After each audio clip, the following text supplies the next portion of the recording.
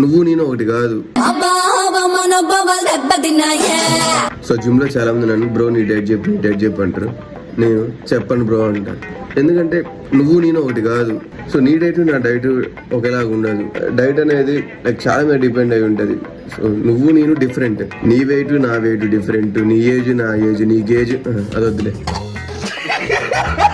నీ body composition నా body composition, muscle percentage, fat percentage, medical history, financial status, sleeping pattern, eating habits, genetics, life style, చేసే job, తినే తిండి, ప్రతి ఇది డిఫరెంట్ గా ఉంటాయి. సో నువ్వు నేను ఒకటి కాదు. సో ఇచ్చే డైట్ కూడా ఒకలాగా ఉండదు. సో ఫర్ ఎగ్జాంపుల్ నీకు ఏదైనా రోగం వచ్చింది అనుకోండి, డాక్టర్ దగ్గరికి వెళ్తా, లేకపోతే సేమ్ రోగం వచ్చి దగ్గరికి వెళ్ళి నువ్వు అన్ని టాబ్లెట్ వాడతా అంటారా? లేదు కదా. డాక్టర్ దగ్గరికి వెళ్తే వాడు ఏ టెస్ట్ రాతాడు, వచ్చిన రిజల్ట్స్ బట్టి వాడు నీకు తగ్గట్టు టాబ్లెట్స్ రాసి అవి కూడా స్పెసిఫిక్ డోసేజ్ లో రాస్తాడు. ఇప్పుడు నీకు క్యూర్ అవుతుంది. ఇది కూడా అంతే.